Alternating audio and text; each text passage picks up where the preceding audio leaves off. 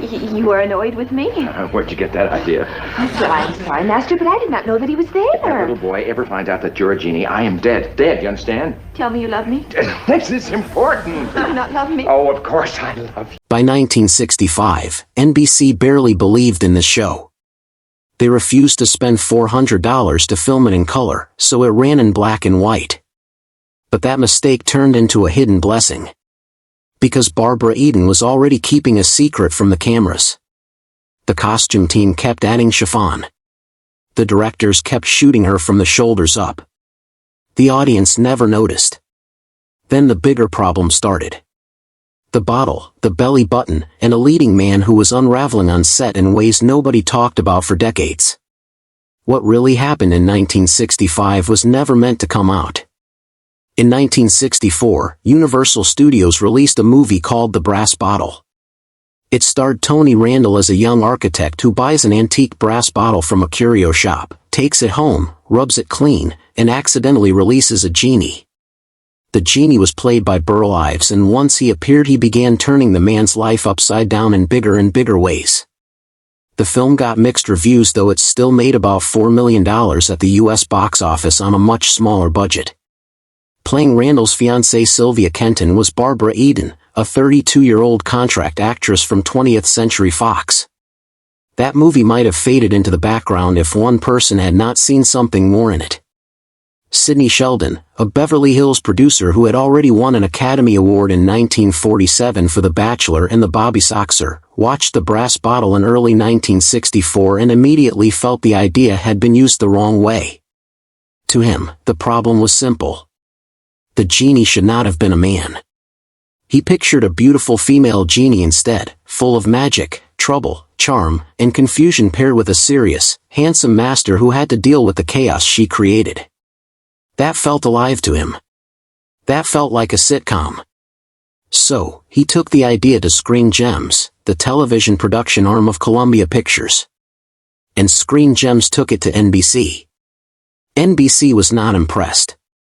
In fact, the network had so little faith in the show that when production began in the spring of 1965, it refused to approve the extra money needed to film it in color. That extra cost was about $400 per episode, and NBC did not think the show deserved it. So, the entire first season, all 30 episodes, was shot in black and white. That decision stood out even more because by the fall of 1965, every other major NBC primetime show was already being filmed in color.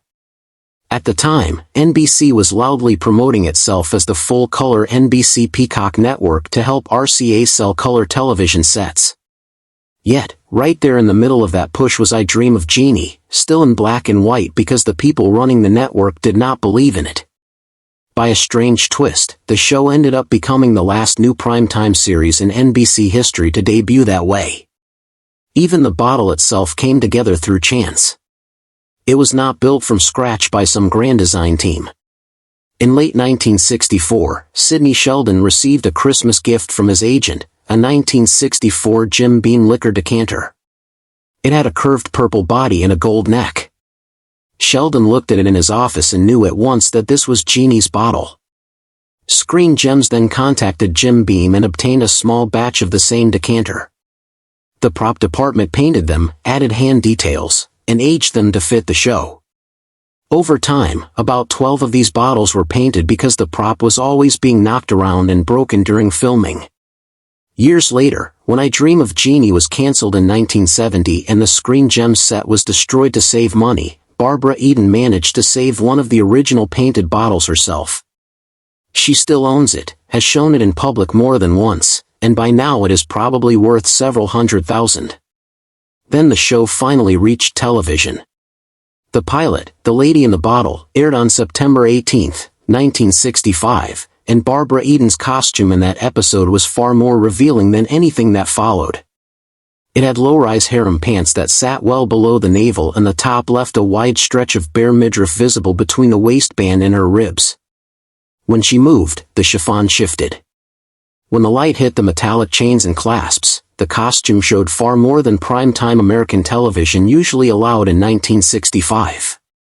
Even so, the first reaction inside NBC was fairly calm. According to Barbara Eden's later memoir, Jeannie Out of the Bottle, in her later interviews, the network did not rush in with some immediate order. Standards and Practices was not instantly alarmed. Early episodes of the first season were still filmed with costumes that sometimes let a glimpse of her navel appear during movement or certain camera angles. What changed everything was not the costume itself. It was a joke that escaped the set and reached the press. During the first season, a reporter from The Hollywood Reporter visited the soundstage for a normal set visit. Barbara Eden later said in several interviews that during a break, the reporter looked at her costume and jokingly asked if he could see her belly button. She played along and told him he would have to pay for that privilege. He offered $5. She raised it to $10. He offered $15. She jumped to $50. The whole exchange was playful and both of them were laughing by the end of it. Then the reporter returned to his office and wrote an item about it. The piece treated the unseen navel as a teasing little mystery for the public. And from there, the story spread. Other trade publications picked it up. By the spring of 1966, Barbara Eden's hidden belly button had turned into a small national obsession. Cartoonists made jokes about it. Columnists wrote about it. Laugh-In even prepared a parody sketch in which Goldie Hawn would reveal it on camera, though that segment was later dropped. Only after that noise built up did NBC step in and make the rule official. Standards and Practices issued a written order that Barbara Eden's belly button was not to appear on camera. So, the famous ban did not begin as some sudden burst of moral panic from the network. It grew out of a press joke that became too visible to ignore. Once the rule was written down, though, it stayed in place for the rest of the show's run. That made the whole thing even stranger because NBC was airing other primetime shows at the same time where women wore much more revealing outfits. On Laugh-In, Goldie Hawn appeared in body paint and a bikini with her navel clearly visible. This was happening on the same network, often in the same Saturday evening block. Barbara Eden's navel had to stay hidden. Goldie Hawn's could be on full display with flowers painted around it. There was no broad rule that made real sense. There was only one very specific rule aimed at one very specific actress because one article had turned her costume into a public talking point, and the belly button was only the most famous part of the censorship. There were other rules, too, and some were just as exact. The outline of Barbara Eden's legs under the pink chiffon pants had to be concealed, so the costume department added a fully opaque lining. The fabric had to stay soft and graceful on camera, but it also had to reveal nothing at all, even under strong lights. The smoke used during Jeannie's magic scenes created another problem because it often caused the chiffon to shrink. That meant the wardrobe team had to keep several matching pairs of pants ready during production in case one stopped fitting the right way. The rules also extended to how Jeannie and Tony Nelson could behave together on screen. During the first season, they were not allowed to appear together on a bed in the same shot, even while fully dressed. Hugs had to stay brief. Kisses needed clear story approval. If the producers wanted a romantic moment, they had to explain and justify it. This was despite the fact that the whole setup of the series already placed Jeannie in complete devotion to her master. The audience understood the tension perfectly well. The censors still kept watch over every inch of it. Then there was the world outside the set, which the show carefully refused to acknowledge. I Dream of Jeannie took place near Cocoa Beach, Florida, with Major Anthony Nelson working as an astronaut tied to the Kennedy Space Center. He was also an Air Force officer. And during the years the show aired from 1965 to 1970, the Vietnam War was a major part of American life. Many real military men in that era were directly connected to it. Yet the war was never mentioned on the show. Not once across 139 episodes.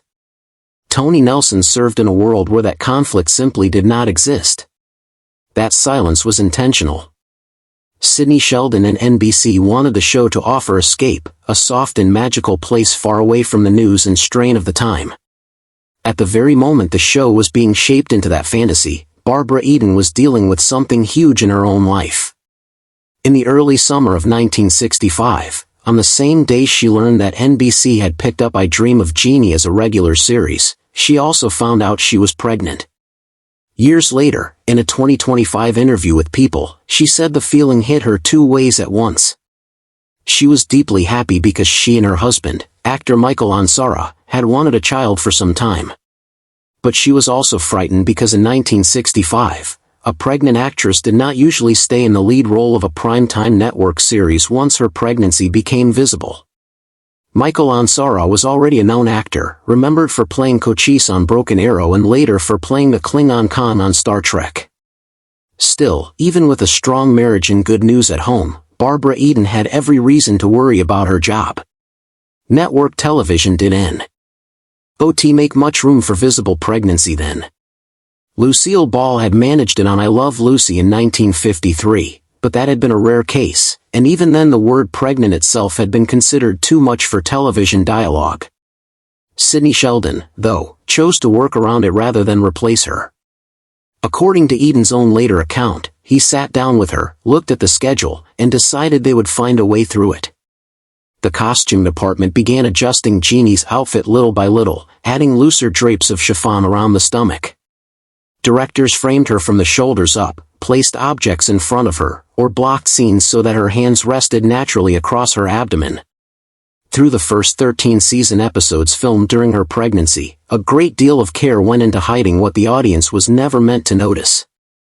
Her son, Matthew Michael Ansara, was born on October 29, 1965, 6 weeks after the pilot aired. By then, Barbara Eden had already filmed about half of the first season while pregnant. In a 2024 interview with Closer Weekly, she joked that she had basically become a walking tent and said the production team kept piling chiffon on her. Because the show was airing in black and white, the disguise worked even better. Almost no one watching at home had any idea that Jeannie, supposedly a 2,000-year-old Jeannie, was being played by a pregnant actress from Tucson, Arizona, who was waiting to give birth in late October. For years, the audience saw only the sparkle and the spell. They saw a bottle, a blink, a puff of smoke, and a woman who seemed to float through a world of harmless wonder. What they did not see was how much of that image had been built through accidents, compromises, hidden fixes, nervous decisions, and pure luck. The show that NBC barely believed in became one of the most remembered sitcoms of its era. The bottle came from a holiday gift. The most famous censorship rule began with a joke. The costume had to be altered almost constantly.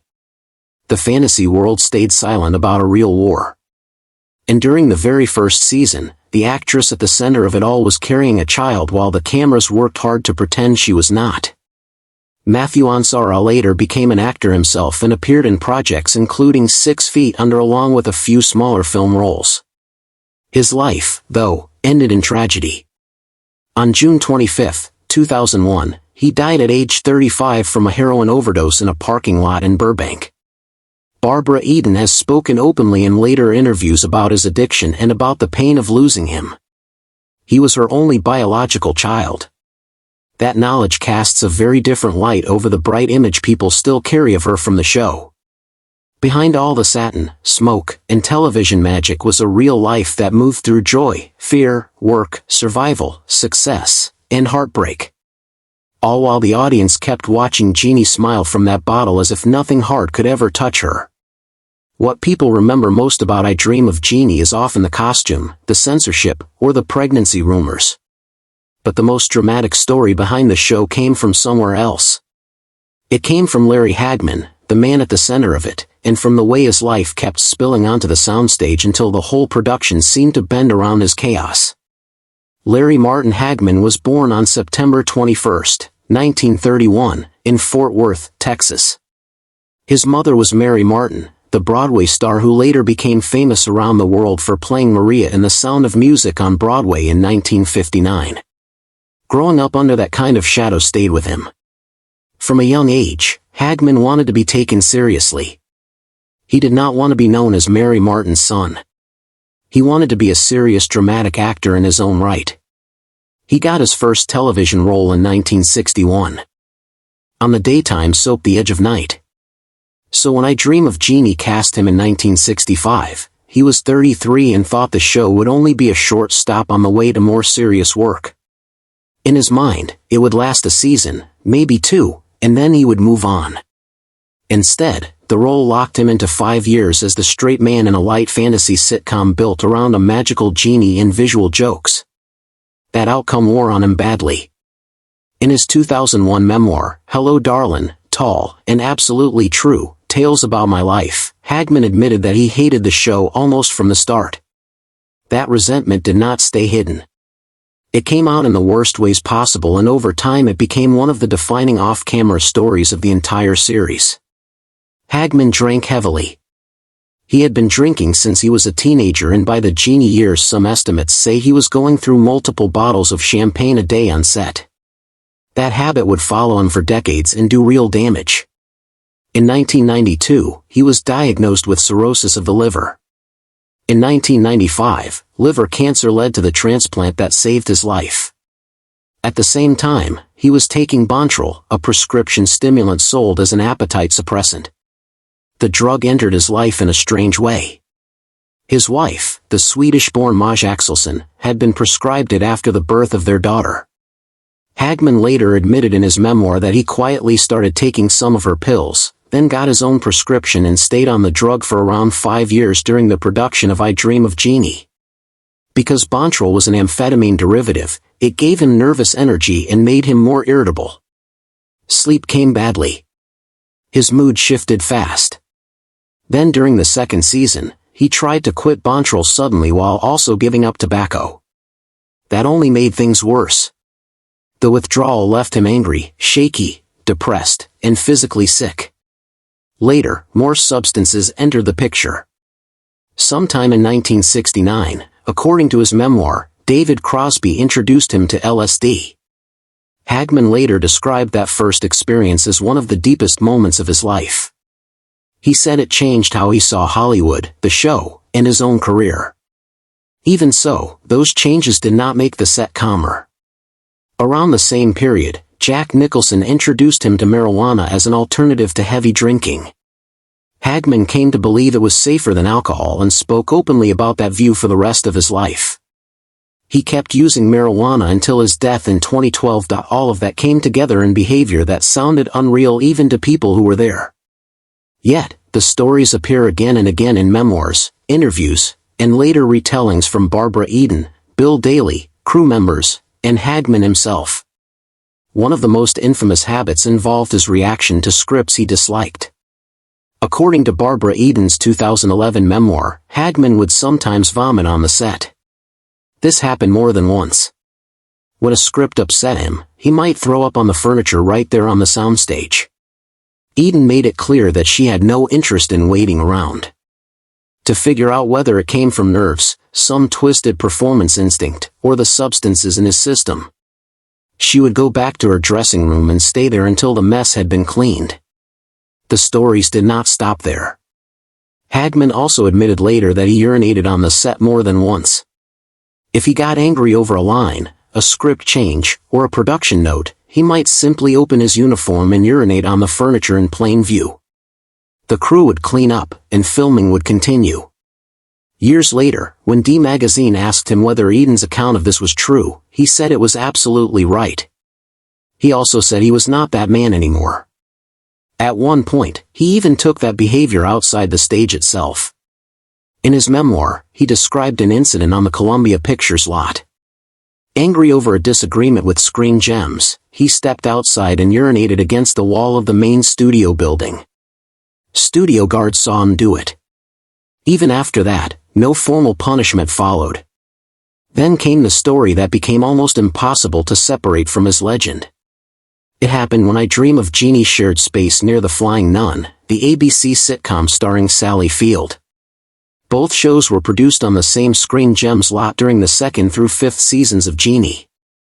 Because The Flying Nun included real nuns among its visitors and advisors, groups of religious sisters sometimes came through the area. On one occasion around 1967 or 1968, about 10 nuns visited the Flying Nun set and were invited to walk over to I Dream of Jeannie to meet Barbara Eden and the cast. Hagman saw them coming onto his stage, grabbed a fireman's axe that was being used as a prop, and began swinging it over his head while shouting language so foul that even his own memoir later treated it as unrepeatable in front of religious sisters. The nuns were terrified. Then in the middle of the scene, he turned the axe on the electrical cables of the air conditioning unit because he hated the noise. He cut through them. The air conditioning went out. The power to the soundstage failed. Production stopped. Stagehands led the nuns away. And after that, Sidney Sheldon imposed a permanent ban on visitors to the I Dream of Jeannie set. That rule stayed in place for the rest of the show's run. Another ugly moment came during the 1967 episode that featured Sammy Davis Jr. as a guest star. Davis was one of the biggest entertainers in the country, so this should have been a proud moment for the series. Instead, it turned into another example of Hagman pushing things too far. Barbara Eden later wrote that Hagman had been asked to read lines off camera while Davis was being filmed in a reaction shot. Hagman did it, but while reading, he let a long string of saliva hang from his mouth and drip toward the floor in full view of Davis. Eden later said Sammy Davis Jr. was ready to kill him. Whatever goodwill existed between them did not recover. Davis never returned to the show. By the second season, NBC had finally reached a point where it wanted him gone. The network drew up a plan to fire Larry Hagman and replace him with Darren McGavin, who later became known for Kolchak, The Night Stalker and A Christmas Story. This was not loose talk or a passing threat. It was a serious plan. Sidney Sheldon agreed to it. NBC agreed to it. Hagman would be written out quietly and McGavin would be introduced as a new character between seasons. That was the moment Barbara Eden stepped in, and her decision changed far more than one sitcom. According to her memoir and later interviews, including a 2024 interview with Closer Weekly, she went directly to NBC executives and told them that changing the leading man in the middle of the show would damage everything. In her view, it would be foolish. The executives listened. The plan was dropped. Hagman stayed. That one act may have saved his entire future. Without Eden's intervention, Larry Hagman likely would have been fired in 1966 or 1967. If that had happened, the path that later led him to J.R. Ewing on Dallas might have vanished before it ever opened. Hagman later said he owed Barbara Eden everything. Even after that, the trouble did not fade. Sidney Sheldon eventually arranged for a therapist to be present on set to provide support for Hagman during filming. According to Eden, the therapist was often there on the soundstage, ready if needed. Still, the effort changed very little. Hagman kept drinking, kept using stimulants, kept behaving unpredictably, and kept making work harder for everyone around him. The therapist, in Eden's dry telling, ended up watching more than fixing. By the end of the fourth season in spring 1969, the show had another problem, this time built into its story. The romantic tension between Jeannie and Major Tony Nelson had carried the series for years, but now the writers felt they had pushed it as far as it could go. Viewers wanted the relationship to move forward. So, Sidney Sheldon and the writing staff made a choice that seemed natural on paper. They decided to marry the characters. That decision came to the screen in the fifth season episode called The Wedding, which aired on November 2, 1969.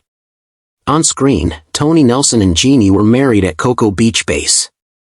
Off-screen, both stars believed this was a terrible mistake. Hagman later said he had warned the producers that marrying them would end the ball game. He believed the whole show depended on the unresolved pull between a man who could not openly love a magical being and the magical being who adored him anyway. Once the marriage happened, that charge disappeared. The story had nowhere exciting left to go.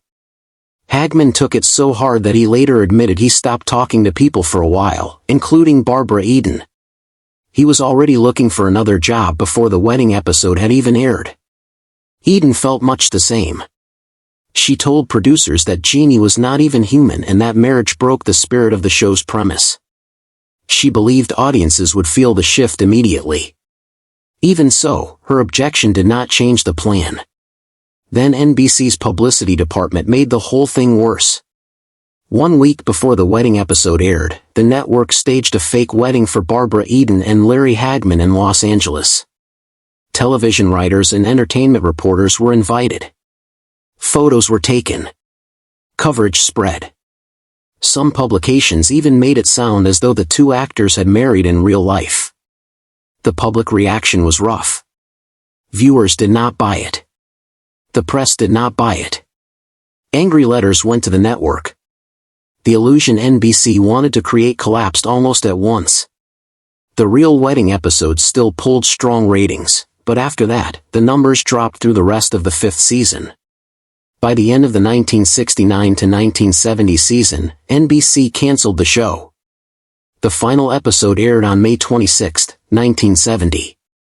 In all, I Dream of Jeannie produced 139 episodes.